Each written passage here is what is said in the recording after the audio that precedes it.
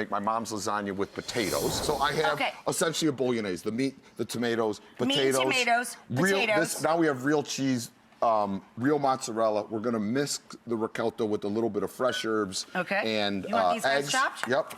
And then we're just gonna layer this into a traditional lasagna. That's gonna go in the oven at 350 till it's golden brown. Eggs in with the ricotta? And then we're good, yeah. Eggs in with the ricotta.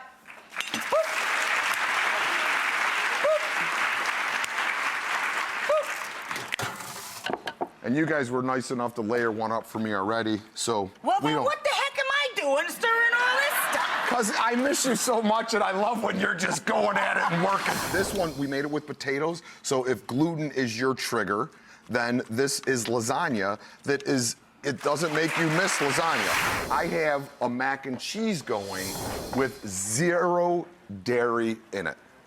So what is it? So what do you have there, Simon? Well, is it nut-based? Yeah, I see. It's cashew milk. So we have cashew milk. We're gonna, because Liz was a vegan for a long time and now is just a vegetarian, I'm gonna make some Parmesan over there without dairy. And then we're also gonna make a roux.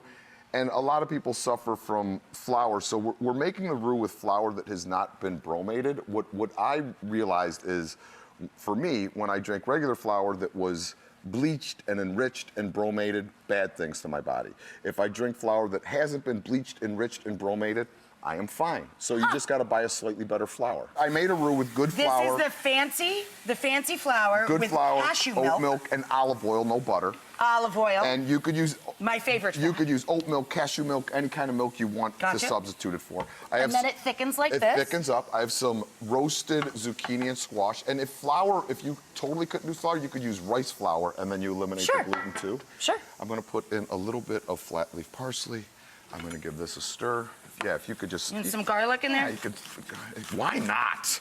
Well, it's sitting on the counter, I'm just assuming. Well, that's the beautiful thing about this stuff like this. You get the sauce down, you could add any veggies you want. And then we have a little bit of rigatoni that we cooked. And look at this is a beautiful, like, mac and cheese pasta that just works. So, for the Parmesan, I have cashews, I have nutritional yeast. It's nutritional yeast, right? And a little bit of garlic powder. And we just buzz this up till it's smooth, and you could taste it. I want you to taste it, because when Liz made me taste it, I was like, okay, you win.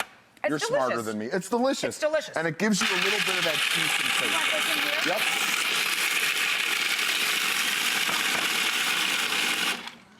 And so you get this beautiful, creamy, delightful mac and cheese. And so, again, you're not feeling like you've missed anything. Okay, but let's not be cheap with the fake cheese. All right, well,